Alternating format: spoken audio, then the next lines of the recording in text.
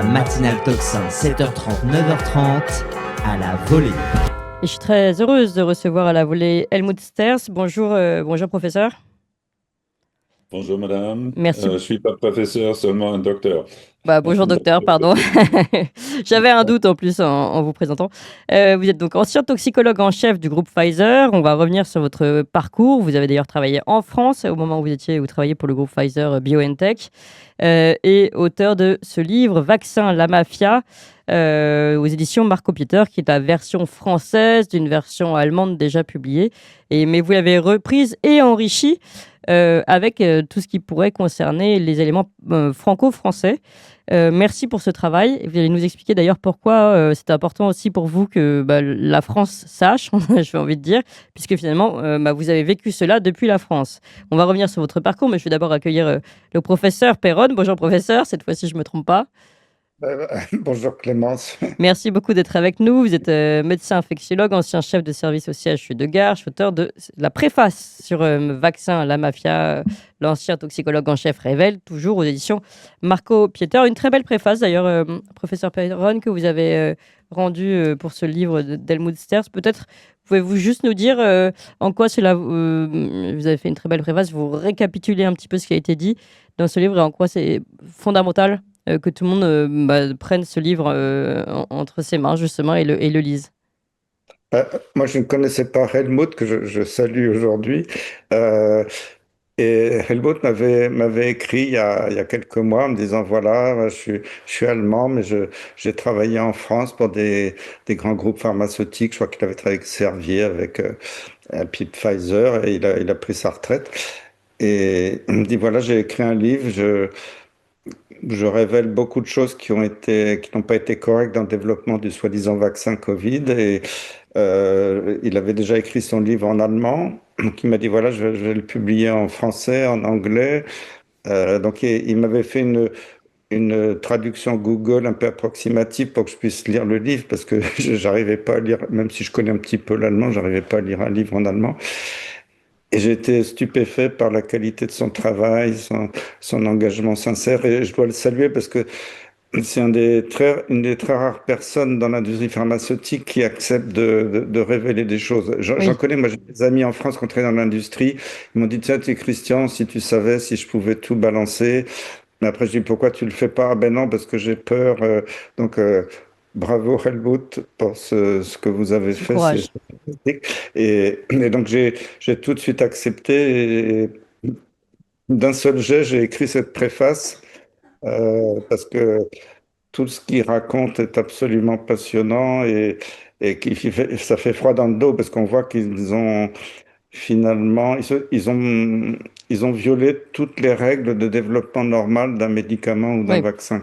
Ça, évidemment, on va y revenir. Mais avant, Helmut Sters, si vous voulez bien nous rappeler votre parcours et, parce que vous le précisez dans votre livre, à quel moment, finalement, vous aviez quitté Pfizer, je précise, en tout cas, vous ne travailliez plus pour le laboratoire BioNTech sur cette vaccination au moment où le Covid est arrivé. Mais vous connaissant bien la boutique, j'ai envie de dire, vous aviez tout pour analyser ce qui se passait. Dès le début, vous avez compris qu'il y avait quelque chose qui clochait et vous avez alerté. Et à ce moment-là, vous étiez en France. Est-ce que vous pouvez nous raconter un peu tout ça? Oui, je suis vétérinaire. J'ai travaillé chez Boehringer Ingelheim d'abord, après pour Servier pendant 7 ans. Et puis, je suis allé en Suisse, chez Hoffmann La Roche, aussi un très grand player dans ce domaine. Et finalement, j'ai travaillé pendant 7 ans chez Pfizer. J'ai quitté Pfizer en très bons termes, malgré le fait que l'entreprise a fermé mon centre de toxicologie à Amboise, mais j'ai travaillé pour eux jusqu'à la fin en bonne conscience et en bonne entente. Donc après, je suis passé à la retraite, bien sûr, et en 2020, pendant le début de la pandémie, je me suis dit, bon, il nous joue qu'un jeu avec nous. D'abord, on n'a pas pris très au sérieux ce virus, mais après quelques mois, c'était clair qu'on voulait faire la guerre à la population et pas au virus. Oui. Là, j'ai commencé à écrire des choses pour mon entourage, pour ma famille, mes amis et des anciens collègues. J'ai commencé avec un papier contre les masques. Et en 2021, quand le vaccin est apparu sur le marché, j'ai très rapidement reçu des informations qui concernent le document d'AMM du Mis sur le vaccin de marché, oui. Pfizer. Mm. Et là, j'ai vu que les entreprises n'ont pratiquement rien fait. Et surtout, Pfizer n'a pas fait de toxicologie, pas d'études toxicologie pour ce vaccin. C'était leur partenaire en Allemagne, BioNTech. Mm. Je connaissais pas du tout BioNTech, mais j'ai compris que ce qu'ils ont fait était vraiment le minimum du minimum nécessaire pour avancer vers l'AMM, donc la mise sur le marché du produit. Oui. Et j'ai immédiatement commencé à écrire à tout mon entourage que ce serait pratiquement impossible de développer un vaccin pendant seulement quelques mois et que les gens devraient attendre avant de se faire vacciner. Et moi-même, je ne me suis pas fait vacciner. Et après quelques mois, on voyait déjà une sorte de tsunami d'effets secondaires apparaître. Et là, j'ai intensifié mes écrits, mais personne m'a vraiment, vraiment écouté. Même mon épouse s'est fait vacciner plusieurs fois. Et donc, je voyais que je n'avais aucun succès, même pas dans la famille. Parmi les huit membres de ma famille ici en France, moi-même et une petite fille ne s'est pas fait vacciner, mais tout le reste est vacciné, avec parfois des effets secondaires vraiment graves. Mm, mm, oui. Et, bon, j'ai continué à écrire jusqu'en 2023. J'ai eu des commentaires parfois assez caustiques. Helmut, arrête. Là-haut, les responsables savent ce qu'ils font. Et tu mets de l'eau sur les moulins des antivax. Oui. Et c'est là où j'ai décidé d'écrire ce livre. Et bon, heureusement, j'ai eu beaucoup de soutien par des personnes éminentes comme Christian ici en France. En Allemagne, il y avait aussi plusieurs personnes hautement qualifiées et qui ont payé aussi, comme Christian, le prix fort pour leur résistance. Oui, oui. Et d'ailleurs, on le voit dans l'avant-propos, vous avez énormément de soutien de professeurs, hein, de grands noms, Oui, comme vous le signalez, ouais. dont le professeur Christian Perron, qu'on est très heureux d'avoir aujourd'hui avec nous. Je précise, avant qu'on aille dans le vif du sujet, c'est-à-dire tout ce qui s'est passé et la série de mensonges et la chaîne de responsabilité, parce que c'est vraiment ça qui est intéressant à décortiquer dans votre livre. Mais avant ça, c'est quand même, vous le racontez un peu, quand on vous a dit arrêtez d'alimenter, de mettre de l'eau au moulin des antivax. C'est quand même cocasse, hein, cette accusation. Donc, vous avez été qualifié d'antivax, puis de complotiste et d'opposant à la vaccination extrême droite, parce que vous aussi, vous avez manifesté tous les samedis contre toutes les mesures Covid en général. Ouais. C'est quand même, encore une fois, on le dit souvent avec Marc Doyer, dont la femme est morte dans des effets secondaires de la vaccination.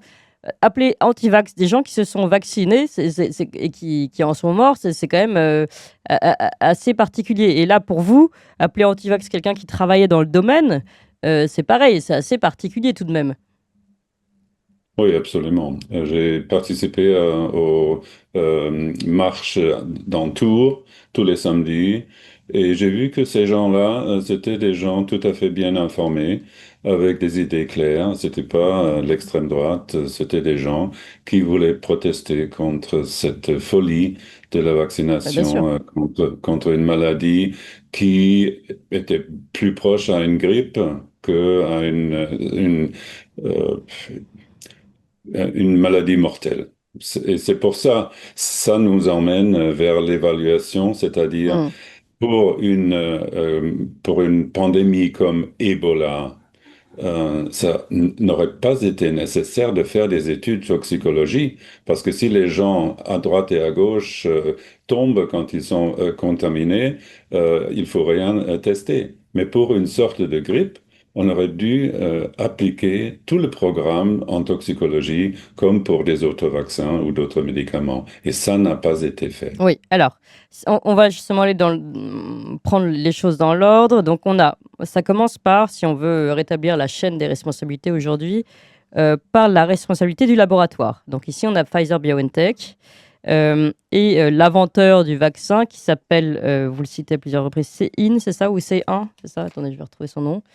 Qui n'est pas, professeur Sarin, pardon, qui n'est pas un spécialiste du sujet, c'est quand même déjà très rassurant en soi, qui a l'habitude de faire des vaccins ARN dans les cas de cancer. Enfin, en tout cas, c'était ses recherches. Et alors, vous racontez un peu, déjà, on apprend des choses, que cette personne et son laboratoire avaient des problèmes financiers.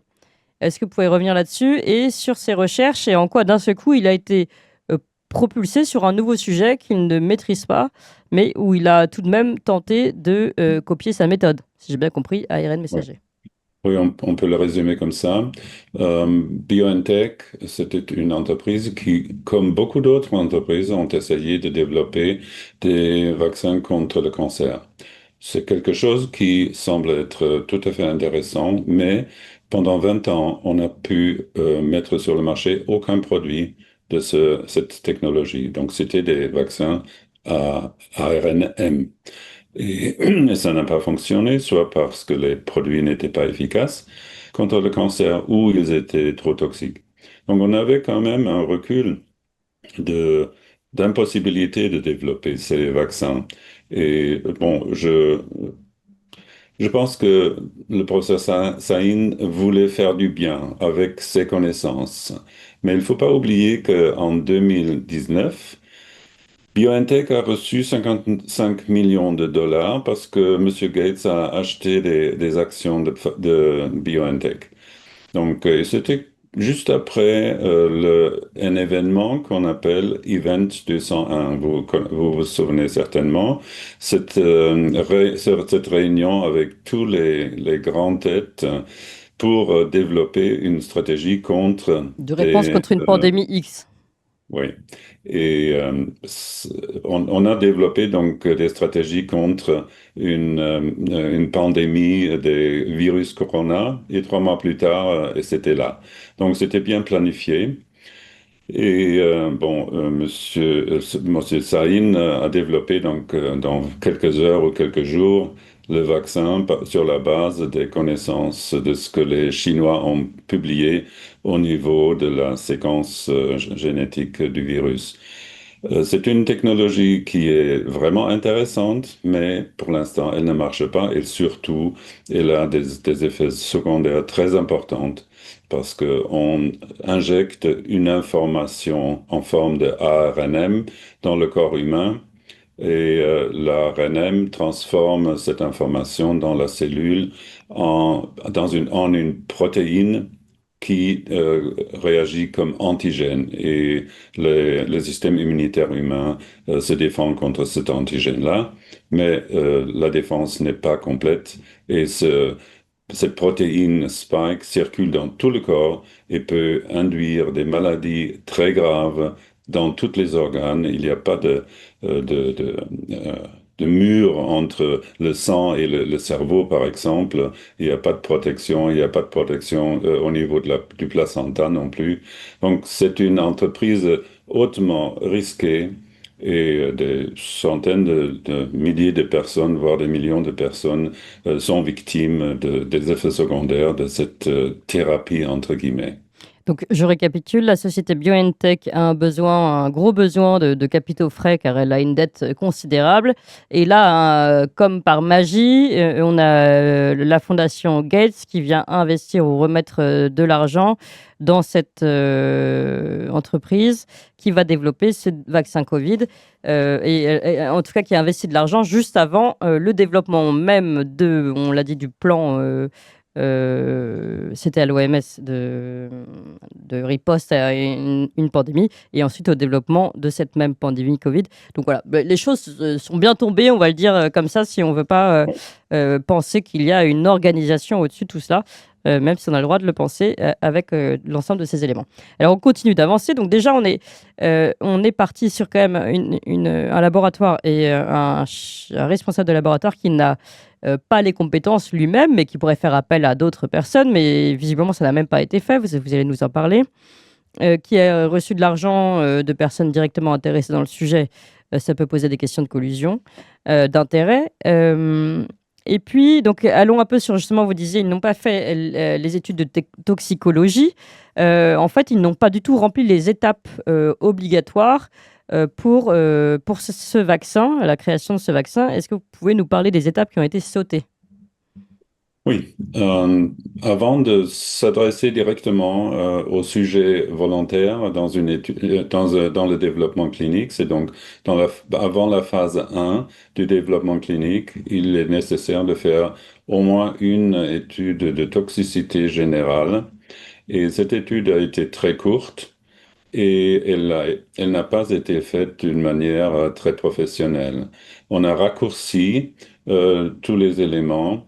On a raccourci l'étude et c'était comme une ligne rouge dans le développement de cette molécule par BioNTech. Il fallait absolument faire très vite. C'était comme une ruée vers l'or parce qu'on voulait être les premiers sur le marché. Donc, cette étude de toxicologie générale, à mon avis, n'apporte pas des éléments pour juger la toxicité chez l'homme et surtout pas pendant une administration prolongée, parce que très rapidement, on s'est rendu compte que la protection par le vaccin était très transitoire. Et c'est pour ça qu'on a demandé à tout le monde de se faire vacciner encore et encore, donc les boosters. Et pour ça, on aurait dû faire aussi une étude de toxicité générale plus longue, parce que les effets secondaires qui peuvent apparaître après un certain temps seulement ne pouvaient pas être vus par une étude de 2 semaines seulement. La seule autre étude effectuée par BioNTech, c'était une étude de la toxicologie de la reproduction. Oui. Ça veut dire l'impact sur la fertilité, sur la grossesse et sur le développement postnatal, donc après la naissance. Et cette étude a été faite chez le rat seulement, malgré le fait que la réglementation internationale demande qu'on utilise aussi une autre espèce plus proche de l'homme. Ça, c'est un résultat après Contergan, cette horrible euh, série d'effets secondaires, donc avec des malformations très importantes chez les enfants, fin des années 50 et 60. Donc, il y avait une réglementation qui demandait une deuxième espèce et ça n'a pas été respecté. Et cette étude chez le rat montrait une augmentation des avortements précoces. C'est pas des vrais avortements, mais des pertes d'embryons avant que l'embryon s'implante dans la muqueuse utérine. Et cet effet était clair et net et statistiquement significatif. Mais les producteurs disaient, bon, ce sont des valeurs qu'on a déjà vues dans d'autres essais avec des témoins différents, donc ça ne veut rien dire. Et après, on voyait pendant des années chez l'homme, donc chez la femme, qu'il y a une augmentation des avortements. Et on va à travers de l'Europe et tous les pays qui ont été fortement vaccinés que le nombre de nouveau-nés euh, diminue et d'une manière significative. On pourrait dire, bon, c'est un trend, donc une sorte d'évolution qu'on connaît déjà depuis les années 70, quand la pilule est apparue, et l'évolution sociologique qui a fait que les femmes deviennent mamans beaucoup plus tard qu'avant. Ce trend existe. mais il n'était pas si clair et si brutal que ce qu'on voyait 9 mois après la mise sur le marché de ces vaccins. Et je parle dans mon livre seulement du produit de Pfizer et BioNTech, mais il y a d'autres. Il y a aussi Moderna. Oui. C'est la même chose. Et Alors, cet effet oui. a été montré aussi pour le produit de Moderna. Donc, les autorités auraient dû être alertées et réagir et au moins demander une étude approfondie sur ce phénomène. Oui, déjà, parce que vous l'avez signalé, c'est la seule étude qui a été vraiment menée à bien, c'est celle sur la fertilité, mais qui a été menée d'ailleurs, vous le signalez, par donc le partenaire, vous l'appelez le partenaire junior inexpérimenté, donc BioNTech, le Ouais. partenaire junior inexpérimenté, parce qu'on l'a précisé tout à l'heure, c'était pas leur spécialité du tout, puisqu'ils étaient plutôt sur les vaccins contre le cancer. Et là, Pfizer donc diligente, enfin commande cet essai auprès de son partenaire junior inexpérimenté. Est-ce que c'est fait exprès? Vous posez bien la question pour évidemment que ça ne soit pas sur la responsabilité de Pfizer, mais bien que ça passe un peu inaperçu chez le petit partenaire BioNTech. Donc ça, c'est quand même important. Autre chose que vous soulignez sur l'essai clinique, vous dites que même pendant l'essai clinique, euh, attendez, je vais reprendre le passage, entre juillet 2020 et mars 2021, il y a 122. Attendez, des libénales, hein. Enfin, il y a eu en tout cas non, non, plus que ça même. Les mortalités. 1223 décès avaient été Ouais. enregistrés. Mais donc Juste c'est après énorme ouais. lors de l'essai. Et ça n'a pas été dit. C'est-à-dire que ces décès, mais 1223, c'est déjà plus que le seuil au-dessus duquel on arrête de lancer un vaccin. Et là, c'est dans l'essai. Donc c'est-à-dire que normalement, ça devait s'arrêter définitivement dès ce moment-là. Absolument, vous avez raison. Normalement, globalement, on dit que après la mise sur le marché d'une nouvelle molécule, on ne devrait pas avoir plus qu'un mort sur 1 million d'administrations. Et là, on a eu plus de 1200 et j'ai fait un calcul un peu approximatif. Je me suis dit, aux États-Unis, pendant les 2 premiers mois après la mise sur le marché, on a vacciné à peu près 60 millions de personnes. Donc, on aurait pu accepter au maximum de 60 morts. Mais là, on a eu 1200. Et bon, on va me reprocher que c'est encore une fois la pifométrie, mais c'est l'information en général. On est loin d'un comportement ou des Normal. réactions qui sont Sérieux. Mm. normales dans ce milieu. Ouais. Mais on voulait absolument garder ce produit sur le marché. Les résultats, on le Alors, voit tous les... juste avant qu'on s'arrête sur donc, la responsabilité déjà du laboratoire et que je me retourne vers le professeur Perron, cette liste des décès, elle était accessible ou elle était accessible par qui à ce moment-là? Parce que ce serait quand même intéressant de savoir si nos politiques, Olivier Véran et consorts, si nos médecins, docteur Marty et consorts, tous les médecins de plateau qui sont sortis à ce moment-là pour nous dire que ce vaccin était sûr, avaient la possibilité de lire cette étude, enfin, c'est grave. Bon, c'est un document officiel, même si il n'existait pas immédiatement, mais au mois de mai, je crois, il a été publié par la FDA. Et donc, c'était accessible. Et ça m'étonnerait vraiment si nos responsables politiques n'étaient pas au courant. D'accord. Alors, vous concluez d'ailleurs toute cette partie sur la responsabilité du laboratoire BioNTech en disant, mais finalement, les instances sanitaires, puis les politiques, n'étaient pas obligés de valider, en gros, les erreurs commises par ce laboratoire. Mais on va d'abord, j'ai d'abord, avant d'aller sur la responsabilité des politiques, des instances sanitaires qui ont validé, et puis ensuite de la presse, enfin tout ça. Sur ce premier point important, professeur Perron, on a fait quand même le tour de cette responsabilité des fautes graves commises par BioNTech et donc Pfizer. Est-ce que vous avez des remarques à faire? Oui, tout à fait. D'ailleurs, il y a une Américaine, alors j'ai oublié le nom là sur le moment, qui avait publié il y a plusieurs années, à la fin de l'année, quoi, c'était quand le grand article soi-disant génial de Pfizer, je crois que c'était dans le New England Journal of Medicine, qui prouvait que le vaccin était Oui, très efficace, ben, cette femme, elle était courageuse et travaillait dans une boîte qui sous-traitait pour Pfizer pour faire les études un peu de moulinage méthodologique avant la publication. Elle avait le courage de publier dans le British Medical Journal qu'elle avait constaté en fait des malversations graves et qu'ils avaient un peu truqué les données. Et cette femme remarquable l'a publié, que c'est dans le British Medical mmh, Journal. Et je sais qu'après, elle a été licenciée de sa bien sûr. boîte, elle a eu les pires ennuis. Donc voilà, il y a quand même des témoignages mondiaux. J'en avais parlé à l'époque dans les médias, mais bien évidemment, tout le monde met ça sous le tapis en disant c'est des complotistes.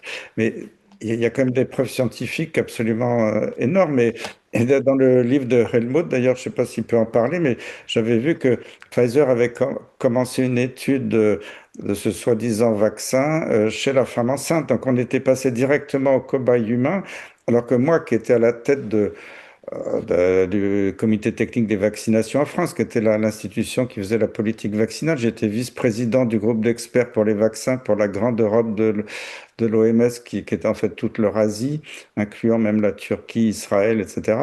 On n'inocule pas un nouveau vaccin à une femme enceinte avant 20 ans. Il faut déjà 10 ans normalement pour aller sur le marché et 10 ans de plus pour oser Eh l'inoculer une oui. femme enceinte. Et là, d'emblée, alors qu'on a vu que les tests chez le rat, la souris, ça avait été bâclé, immédiatement, on passe à une étude chez la femme enceinte. Et d'après ce que j'ai compris dans le livre de Helmut, c'était un peu une catastrophe avec beaucoup de fausses couches et qui n'ont jamais publié cette étude.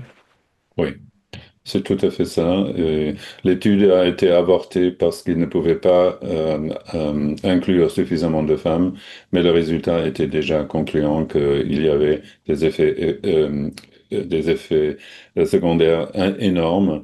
Mais comme je crois la FDA ou le CDC aux États-Unis a donné feu vert à Moderna d'avancer. Ils ont abandonné cette étude-là et les résultats sont sortis avec un temps très lent. Donc, Décalé, je oui. crois que les derniers résultats ont été présentés en 2024 et on Eh voyait ben, aussi des malformations et tout. c'est Donc, dingue. Et ça, c'est bien. On Et, parle et- de la même étude, c'est l'étude sur la et fertilité. Clément, ça n'a pas empêché Olivier Véran de dire d'abord on vaccinera jamais les femmes enceintes et quelques mois après inoculer lui-même devant les caméras, quoi, Bien soi-disant sûr, inoculer. Je sais pas ce qu'il y avait dans la seringue, mais Olivia Grégoire, qui était à l'époque sa compagne. secrétaire d'État ou très Hmm. proche du gouvernement. Donc voilà, et donc je pense qu'ils étaient parfaitement au courant de ces données, mais ça ne les empêchait pas d'inoculer et de recommander l'inoculation femmes enceintes, ce que fait toujours la Société française de gynécologie. Et c'est absolument honteux, parce qu'en France, il y a quand même encore récemment des menaces de médecins, de sages-femmes vis-à-vis de femmes qui voulaient accoucher. Si vous ne faites pas inoculer, on ne prend pas en charge votre accouchement. C'est un chantage scandaleux qui existe encore, alors que le Covid aujourd'hui, le virus circule encore, mais il est totalement bénin, il donne des rhumes et des bronchites, il y a plus aucune gravité de ce virus. Et que le gouvernement continue à recommander cette inoculation aux personnes âgées. Moi, maintenant, je suis retraité, je suis âgé, donc je reçois tous les 6 mois une relance de la sécurité sociale. Euh, alors qu'aux États-Unis, il y a des États qui commencent à vouloir déclarer les injections ARN messager des armes de guerre illégales.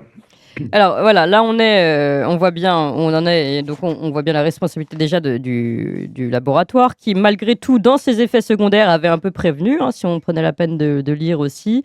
Vous le citez aussi, Helmut Sertz, je vais citer deux, trois extraits de ses effets secondaires, enfin de la notice, pardon, du vaccin, qui n'est pas très rassurante.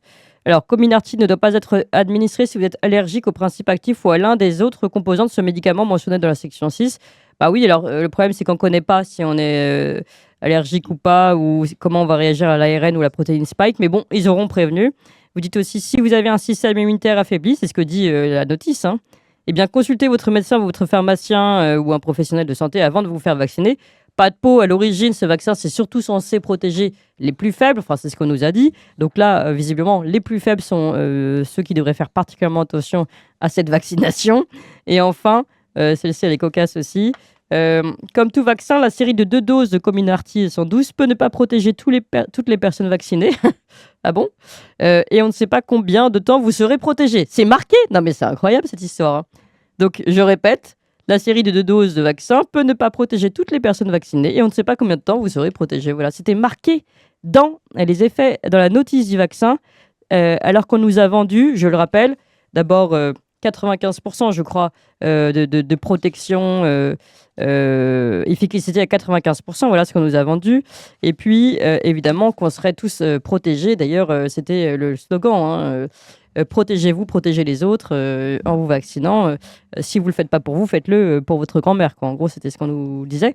Et ceux qui refusaient de se faire vacciner étaient accusés de très dangereux, non seulement complotistes, mais individualistes qui ne pensaient qu'à leur propre personne. Donc, tout ça a été noté. Et pourtant, on a eu, et je voudrais qu'on aille là-dessus maintenant, eh bien, non seulement la validation des instances sanitaires et évidemment celle des scientifiques derrière, le fameux défilé des blouses blanches et enfin des ordres politiques. Et là, il faut qu'on revienne là-dessus aussi, parce que vous l'avez bien décortiqué, Helmut Sertz. C'est-à-dire qu'un laboratoire mente, c'est une chose, que les instances sanitaires valident, c'est autre chose, qu'il y ait un accompagnement à marche forcée par la politique, c'est encore autre chose. Et le fait que tout ça s'organise ensemble, c'est ça qui montre qu'il y a une mafia, la mafia dont vous parlez. Est-ce que vous pouvez nous raconter tout ça? Oui, ce n'est pas possible que l'industrie pharmaceutique, donc Pfizer, etc., puisse avancer un produit sur le marché sans l'aval des autorités pour la mise sur le marché. Donc, on pourrait parler d'une conspiration ou une entente entre les autorités et l'industrie pharmaceutique. Mais tout cela dépend de la situation politique qui était pendant ces années-là euh, caractérisé par la possibilité du gouvernement de déclarer un état Oui. d'urgence. Et sous cette déclaration d'urgence, tout droit civique et aussi toutes les réglementations pour le développement des médicaments a été annulé. C'est l'urgence qui décidait sur les actes et sur ce qui est à faire. Et pour ça seulement, on peut comprendre comment l'industrie pharmaceutique a pu se permettre de ne pratiquement faire rien pour sécuriser la molécule, comment les autorités ont pu rester immobiles et accepter ces vaccins. Et il y a un exemple très clair en Allemagne. Là, il y a l'Institut Robert Koch, qui correspond à peu près à l'Institut Pasteur. Ils ont fait des réunions hebdomadairement et dans le protocole qui est sorti en 2024 de cet institut, on lit le 27 avril 2024. Nous allons développer très rapidement plusieurs vaccins, mais on n'étudiera pas la sécurité et d'autres choses pertinentes avant la mise sur le marché. Ça veut Ah dire bah, sympa. on était clairement décidé d'aller chez l'homme sans un filet de sécurité. C'est une expérience chez l'homme. Et donc, ils étaient tout à fait informés et clairs dans leur démarche. On va mettre ce produit sur le marché, n'importe ce qui arrive. Hmm. Et donc, c'était conclué. Et qui est derrière? Bon, j'ai déjà mentionné. Ça, c'est lié avec, pardon, juste pour donner un peu plus d'informations à nos auditeurs sur le sujet de cette publication de l'Institut Robert Koch. Je rappelle, c'est un peu l'équivalent de l'Institut Pasteur, comme vous l'avez expliqué. C'est lié à la publication des procès-verbaux internes qu'il y a eu lors des réunions de l'époque, c'est ça? En fait, ils Oui, ont révélé les procès-verbaux, enfin les échanges donc de cet institut. D'ailleurs, il y avait un autre extrait que j'avais relevé, moi, à ce sujet qui est très intéressant. toujours publié par les procès-verbaux. En Allemagne, on a fait ce que certains politiciens voulaient, même si cela allait à l'encontre de toute évidence scientifique. Voilà ce qui est Ouais, c'est dit, ce hein, qu'a notamment. écrit M. Matuszek, hein. C'est incroyable. Enfin, ça a Ouais. le mérite d'être clair. Oui, oui, Donc, donc ça prouve bien que ces gens-là, donc ce qui est intéressant, c'est qu'il dit on a fait ce que certains politiciens voulaient. Donc en fait, on comprend dans la chaîne des responsabilités que ces instances scientifiques obéissent à des ordres politiques. On pourrait croire qu'il y a, enfin, on n'a pas oui, forcément nous l'organigramme, on va dire, de cette mafia. Là, on comprend que ces instances sont sous la direction des politiques. oui. Pour moi, même les politiques étaient des marionnettes des leaders de cette mafia-là. Et bon, j'ai tendance à dire que M. Gates est un des gens qui fait danser les poupées. Oui, alors parce que c'est intéressant qu'on arrive justement à cette hiérarchie. Donc là, on voit d'un côté les laboratoires qui racontent n'importe quoi, qui ne font pas, qui ne travaillent pas sérieusement sur un produit, qui savent visiblement il n'est pas viable. De l'autre côté, les instances qui les valident, qui elles-mêmes disent qu'elles ont les autorités politiques au-dessus. Mais au-dessus, évidemment, qui a imposé aux autorités politiques, et ça, vous le rappelez aussi en effet dans votre livre, que ce soit d'ailleurs Olivier Véran, Emmanuel Macron, et puis en Allemagne, vous allez nous rappeler les noms. Ursula von der Madame Leyen, Merkel. on la connaît Madame pour la Merkel. Commission européenne. Ont tous aussi des liens avec ces grands laboratoires pharmaceutiques et notamment le groupe Gates. Est-ce que vous pouvez nous en dire un peu plus de tout ça? Bon, si on regarde cette pyramide de pouvoir, vous voyez que M. Gates finance quand même une très grande partie de l'OMS. Mm. L'OMS définit ce qui est une pandémie et l'OMS décide aussi sur les mesures.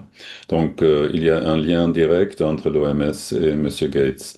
Et M. Gates, avec sa fondation, Bill et Melinda Gates, et avec Gavi, c'est l'Alliance pour la vaccination globale, le bras de vaccins au niveau de l'OMS. Tout ça, ce sont des dirigeants qui définissent quand est-ce qu'il faut avoir une pandémie. Parce qu'il ne faut pas oublier que si on regarde un peu les années 70-80 aux États-Unis, il y avait donc le début des grandes vaccinations, séries de vaccinations chez les enfants. Et comme il y avait beaucoup d'effets secondaires, les parents ont attaqué l'État et l'industrie pharmaceutique a demandé au président américain d'enlever ce joug de compensation et c'est l'État américain qui a pris les plaintes en compte. Et Oui. après 2000, la même chose a été établie aux États-Unis, mais ça, c'est aussi valable pour l'Europe, une loi qui s'appelle PrEP Act. C'est donc une loi qui définit ce qui est à faire en cas de pandémie, soit par des germes, soit par des attaques chimiques ou nucléaires. Et par cette loi, toute responsabilité de tous les intervenants, pas seulement l'industrie pharmaceutique, mais aussi le gouvernement, les autorités, les médecins, tout le monde ne peut pas être attaqué pour les effets secondaires et le dommage qui est produit. Donc, il y a donc cette hiérarchie qui est très claire et qui est soutenue par tout le monde qui investit dans l'industrie pharmaceutique. Et ça commence avec BlackRock, la WHO, toutes les banques centrales et nationales, tout le monde qui investit dans cette industrie euh, contribue au pouvoir de cette mafia. Et donc, on ne peut pas lutter contre cette structure-là. C'est pratiquement impossible. Et seulement dans le contrat entre l'Union européenne et Pfizer, on peut trouver qu'il y a un moyen, au cas où un des producteurs peut être accusé d'avoir intentionnellement fait du mal. À ce moment-là, cette personne-là peut être attaquée. Mais c'est très difficile et je crois ce sera presque impossible pendant un procès de prouver que quelqu'un voulait faire du mal, Bien sûr. malgré le fait que nous voyons que très ouvertement, ils n'ont pas suivi les règles. Bien sûr, vous avez raison. Et on est très nombreux encore hein, ce matin, donc je le précise, merci à vous tous, chers auditeurs. Je rappelle que vous pouvez vous procurer ce livre, on va vous mettre tout de suite le lien dans le chat pour ceux qui nous suivent.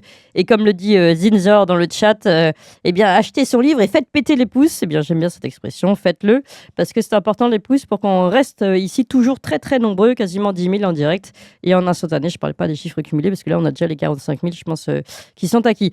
Professeur Perron, je me retourne vers vous concernant cette chaîne mafieuse. Ça, évidemment, vous connaissez bien aussi le sujet. On a l'OMA, on a Gates, on a Gavi. Alors, moi, c'est intéressant de rajouter les plans de financement, les banques centrales et tout ça. Et une fois qu'on a ça et les politiques qui sont eux-mêmes mouillés d'une façon ou d'une autre, ou peut-être développer ça d'ailleurs. Et ouais, évidemment, on comprend que après le reste, ça coule de source d'une certaine façon. Les télévisions, les scientifiques ou pseudo-scientifiques achetés aussi par leur conflit d'intérêts et tout ça qui défile à gauche à droite et on a réussi une propagande. Mais sur cette hiérarchie, est-ce que vous pouvez également nous dire ce que vous en pensez et ce que vous voyez? Moi, j'ai travaillé à l'OMS comme vice-président de Eh ce oui, groupe d'experts pendant plusieurs années et j'ai vu la colonisation de la fondation Bill et Melinda Gates et de Gavi, cette Alliance mondiale pour les vaccins qui est totalement, je dirais, qui maîtrise totalement l'OMS.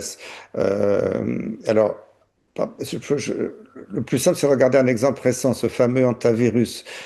Les hantavirus, alors il y a plusieurs souches. Les souches les plus... c'était décrit pendant la guerre de Corée dans les tranchées parce que les GIs à l'époque creusaient des tranchées au milieu des rongeurs et il y avait eu beaucoup de cas. Et la forme asiatique était assez méchante, donnait des hémorragies et des insuffisances rénales aiguës.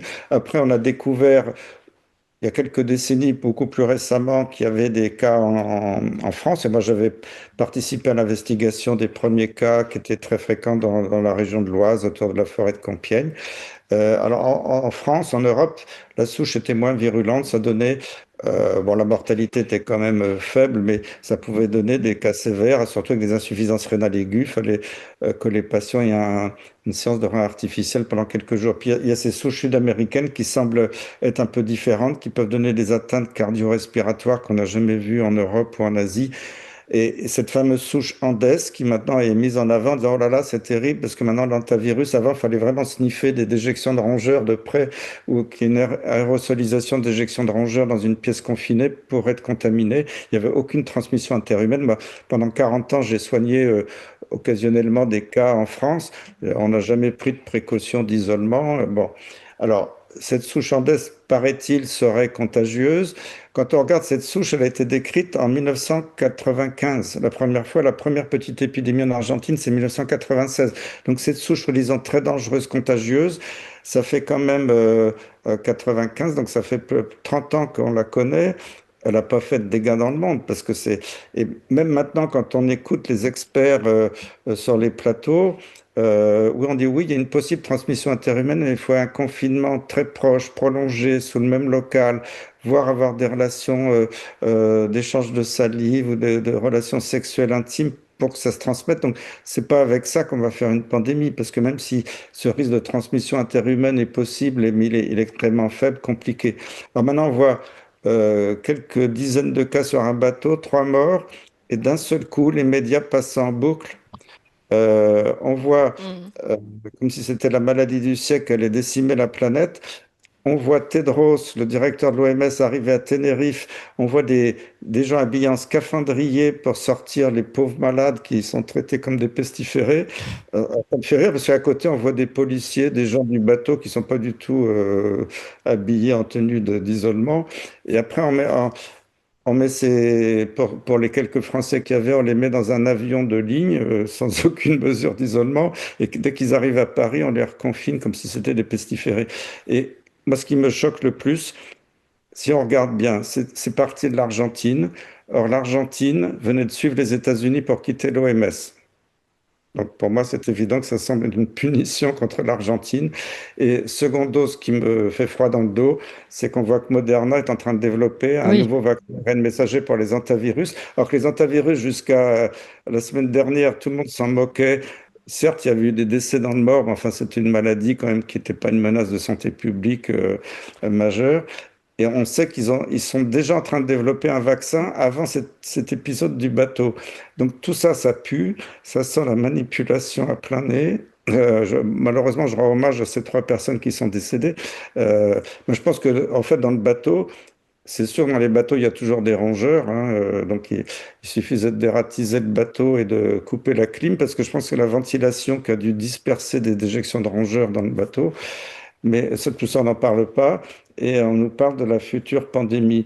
Donc, oui. moi, Et je précise qu'en plus de l'intervention de Tedros, qu'on peut éventuellement réécouter parce qu'on l'a, il y a aussi il y a aussi l'organisation, l'OMS, qui a prévu, là, il y a une réunion qui est prévue d'ici une semaine, une grande réunion sur justement la mise en place des réponses mondiales à la pandémie, etc., etc. Donc tout est, en tout cas, tout tombe bien, on va dire, comme par hasard. et c'est le moment où l'OMS est en train de passer en force pour faire adopter son fameux traité pandémie, Mm. ce qui est un scandale absolu, parce que l'OMS sera au-dessus de tous les États. Macron dira, ben non, moi j'y peux rien, c'est pas moi, c'est l'OMS qui a décidé. Ouais, ouais. Et on pourra décider que tous les Français soient confinés, qu'on nous impose l'injection obligatoire de ce produit expérimental anti-antivirus. Franchement, ça fait froid dans le dos quand on voit ça, parce que, alors j'espère que les Français, les Allemands et tous les autres peuples du monde échaudés par la crise Covid verront la supercherie arriver. Mais quand on pense voilà, ils disent il y a un plan mondial de lutte contre une pandémie pour 3 morts sur un bateau. Non, mais, on hallucine, quoi. C'est tellement gros que à la limite, ça me ferait rigoler si c'était pas si dramatique, quoi. Oui, parce que vous l'avez dit, le traité pandémie, le One Health, pardon, voulu par Ursula von der Leyen, tout ça, ce sont des choses qui sont très dangereuses, hein. Sous prétexte d'urgence sanitaire, on risque d'être totalement et sur la capacité sanitaire qui est normalement du domaine souverain de l'État, risque de perdre tout notre pouvoir et de le mettre entre les mains de personnes de confiance telles qu'Ursula von der Leyen ou Tedros. Donc, il y a de quoi être très, très inquiet. Mais je me retourne Et de ce côté sur... Oui. j'espère qu'il y aura quelqu'un comme Helmut capable de montrer aussi comment était développé ce soi-disant nouveau vaccin miracle contre les antivirus. Je pense que ça doit être encore pire que pour le Covid. Ouais. Oui, Ouais. Alors, Helmut c'est tout à Sers, fait oui. clair. Oui. C'est tout à fait clair. On va, pour cette nouvelle technologie, on n'a pas besoin de faire des tests chez les animaux parce on connaît tellement bien cette technologie que on peut faire confiance à ce qu'on sait. Et tout cela me rappelle dangereusement le début de la pandémie Covid. Seulement, cette fois, on a affaire d'un virus qui potentiellement peut être vraiment très dangereux et mortel, et on va trouver des moyens par les médias de nous inculquer que le danger est très important et les gens ont malheureusement oublié, et malgré les centaines de livres qui ont été publiés, les gens vont, je crains, suivre en grande quantité les conseils qui viennent du gouvernement et de l'OMS. Oui. Mais c'est pour ça que nous sommes ensemble ici et je suis très, très heureux d'avoir la possibilité de parler un tout petit peu de ce livre-là, du mien. Et, mais je crains que on va dans la même direction, mais il faut être très vigilant. Et hier, j'ai lu un article du docteur McCullough aux États-Unis, un des héros comme Christian, contre la pandémie du Covid. Il a écrit quelque chose, je vais juste lire la dernière phrase du Oui. communiqué. La communauté scientifique devrait rester sceptique quant à la viabilité de la propagation interhumaine et ne pas se joindre à la campagne mondiale d'alarmistes concernant une contagion par hantavirus. Donc, il faut pas s'énerver, il faut pas se laisser influencer. Ça va passer si on ne fait rien, sinon on aura encore une pandémie des médias et de la politique. Merci beaucoup en tout cas pour toutes ces informations, Helmut Sterz. Je rappelle votre livre Vaccin, la mafia, l'ancien toxicologue en chef révèle, c'est aux éditions Marco Pieter. Un livre très riche, très facile à lire également, hein, je précise, c'est pas du tout, c'est voilà, vous mettez la couverture. C'est pas du tout pour les scientifiques, mais au contraire facile à comprendre. Et surtout, c'est vraiment très important. Moi-même qui, pareil, je le dis souvent, on suit quand même en tant que journaliste ces sujets-là. Eh bien, reprendre l'écrit, l'ensemble de la chaîne des responsabilités depuis le début, c'est toujours confondant, très fort, triste aussi, énervant. D'ailleurs, je me suis énervée hier en lisant votre livre parce que quand on voit les mensonges qu'on nous... Olivier Véran qui traitait en effet, où Emmanuel Macron disait que j'ai bien envie de les emmerder, ces derniers complotistes qui sont contre la vaccination. Olivier Véran qui à l'Assemblée nationale, et d'ailleurs je rends hommage encore à Martine Vonner, une des seules parlementaires en France à s'être battue contre cette vaccination obligatoire. Et Olivier Véran qui se foutait littéralement de sa gueule à l'Assemblée en disant oui, les complotistes qui pensent que il va y avoir des extraterrestres et puis je sais pas quoi, du produit vert, je sais pas quoi, mais n'importe quoi. Il savait très bien qu'il mentait, c'est scandaleux. Et quand on voit tout ce qui était écrit et dans les analyses et dans les effets secondaires, lui qui se prétend également scientifique, franchement, c'est scandaleux et j'espère qu'un jour les responsabilités tomberont jusqu'à eux. Mais merci infiniment en tout cas d'avoir fait eh bien, ce grand travail, Helmut Sterz, de rappel des responsabilités. Je rappelle votre livre encore une fois, Vaccin, la mafia, l'ancien toxicologue en chef, révèle aux éditions Marco Pieter. Merci beaucoup évidemment Christian Perron. Je suis toujours très heureuse de vous entendre et de vous avoir à l'antenne. Je rappelle que vous êtes médecin, infectiologue, ancien chef de service au CHU de Garches. Vous aussi, vous avez payé de votre personne cette période Covid. Vous aussi, vous avez été insulté. Donc, merci d'avoir gardé la tête droite pour nous tous. Et donc, je rappelle qu'on peut retrouver votre préface aussi dans cet ouvrage. Merci à tous les deux.